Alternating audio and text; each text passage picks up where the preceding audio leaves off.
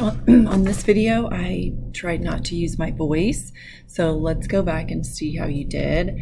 I started with last class, we stopped with the sign stop, right? That was the last video we stopped with. Today, we're ready for the sign favorite. Next was the sign help.